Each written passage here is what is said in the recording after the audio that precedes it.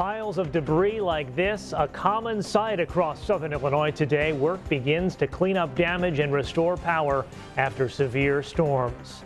Good evening. For many people, it felt like the May 8th storm all over again. Powerful winds took a toll in many southern Illinois communities last night. This scene in Carterville is repeated across the region. Trees and limbs snapped off, some falling onto homes and other buildings. Other trees came down across highways, disrupting travel. Here, crews were cleaning up a tree that fell across a road in El Dorado. And in White County, another all too familiar scene. The winds picked up grain bins, leaving them smashed and scattered across the countryside just as farmers are getting ready for spring planting. We have team coverage of the damage and cleanup tonight, including in Saline, Williamson, Jackson, Franklin, Jefferson, and White counties. But we begin in Perry County. News 3's Dana J is live in DuQuoin. And Dana, people seem to be taking things in stride.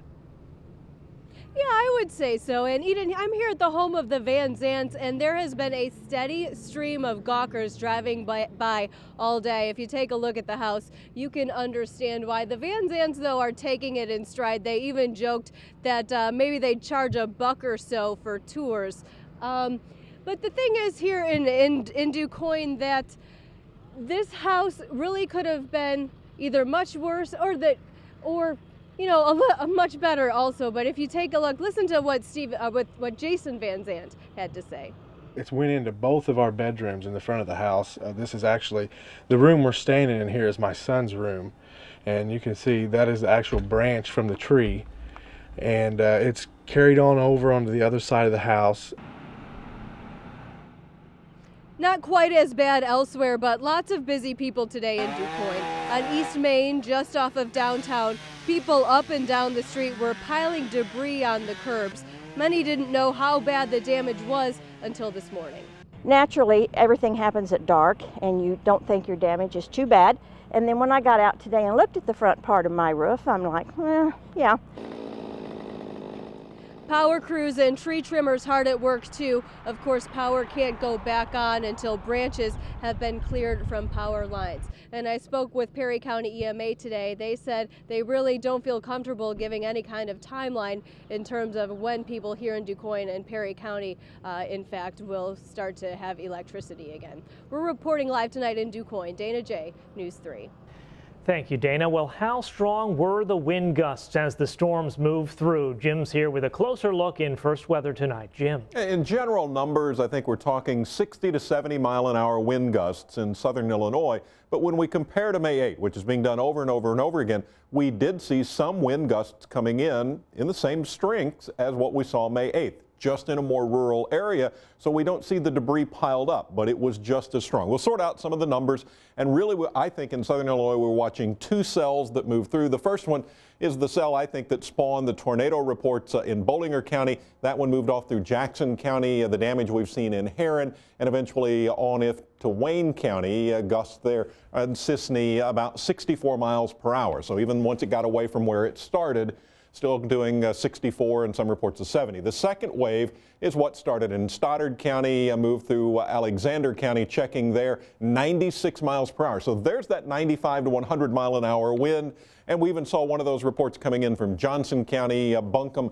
You can see a 96 mile an hour report, and then that wave continued on into southern Indiana. More strong winds showed up across western Kentucky later in the evening. But when we talk about southern Illinois, we saw the same strength winds, just in a completely different spot. And these are not the only chances for big winds that we're concerned with. Looking ahead, there are more chances for big thunderstorms and strong winds in the forecast, and we'll talk all about that coming up in just a few minutes. A closer look at some of the damage in Carterville now. Along Division Street, siding was torn off of Caldwell Banker, and signs at several businesses were damaged. There was also minor damage at Mimo's Restaurant, at the Dairy Queen, and at the Verizon Wireless store. The winds ripped up part of the awning at the Motomart gas station in Carterville as well, and toppled the giant sunflower on display along Route 13 in Craneville. In Marion, the roof of Heartland Hospital is damaged. Caps surrounding the edge of the roof were bent and twisted last night. Those caps hold stones that keep the roof's tarp in place, and that tarp prevents rain from leaking into the building. Heartland officials estimate nearly $30,000 worth of damage. They expect repairs to be made in the next couple of weeks. In Saline County, power lines still lay across Park Street in Harrisburg after tree limbs knocked them down. Limbs also broke off part of this chimney.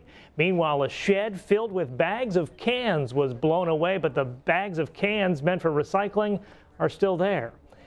And south of El Dorado, farm equipment worth hundreds of thousands of dollars is strewn across a farm.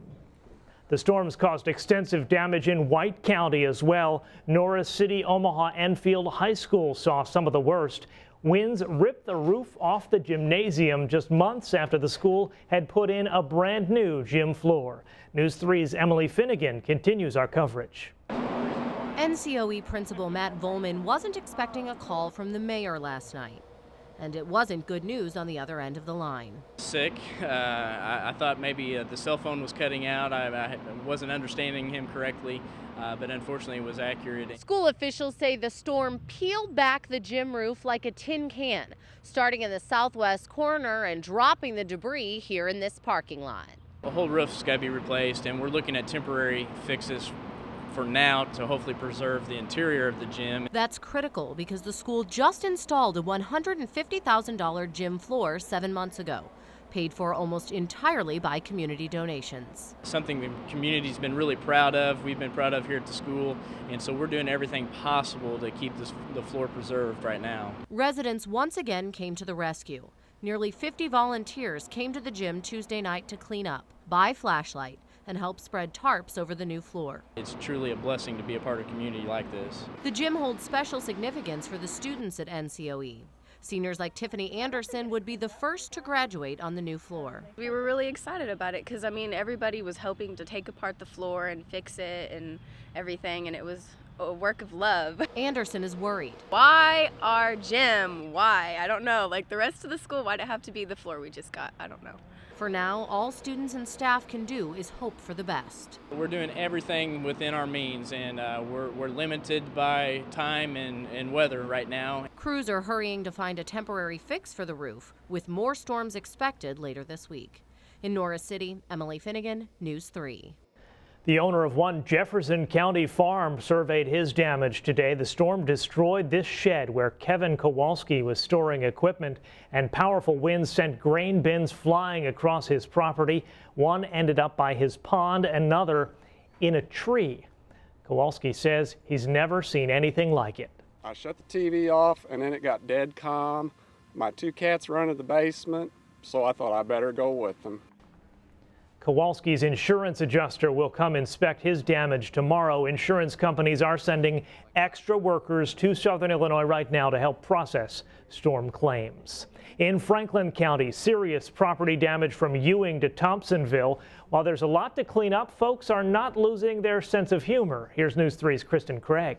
Drive through rural Franklin County and there's no telling what you'll come across. 7-year-old Matthew Chaplin of Thompsonville sums it up. There was a thunderstorm and that a lot of weird things happened, like a carport getting blown into a tree. Property owner John Isaacs lost both carports. One wound up on top of his truck and the other a little higher up. He jokes about starting a drive-in theater. I told everybody to come by and took pictures of it today that we had free parking and the movie wouldn't start until dusk. Across town, the fire department was almost knocked out of service after winds bent the metal doors, trapping the fire engines. There was so much wind coming at it, it pushed it off back about 3 foot. So we had to end up cutting it and taking it down so we could get the truck out last night. In Logan, what once was a barn is now scattered across KELLI Hasty's yard. And we started hearing things bang and clack, and it lasted not even quite 10 minutes. And once that was over, we came up and this was all the damage. Metal is wrapped around everything. Everybody that drives by stops and takes pictures. KELLI jokes about asking spectators for help. We were kind of hoping that everybody that stopped to take a picture could maybe take a piece of metal with them or a couple pieces of wood, just because there's so much damage. I don't know how we're going to get it all cleaned up. The good news is no injuries have been reported. This is all just stuff. It can be replaced, you know. We were very lucky. And no nightmares either. I wasn't scared one little bit. In Franklin County, Kristen Craig, News 3. Repair work's already underway in Carbondale. Crews are patching up this apartment complex roof that was torn apart by high winds, and lots of repairs are needed at and around the new police station. The storm tore off more than a quarter of the building's roof, and there's water damage inside. The new $7 million complex just opened to the public this week. Roof pieces rained down on the neighborhood, damaging homes and crushing a car.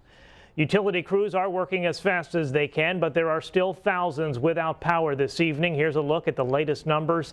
Ameren reports about 14,000 outages in our region right now. Egyptian Electric 1,700. Southeastern Illinois Electric Co-op is working to restore power to 1,900 customers as of last report.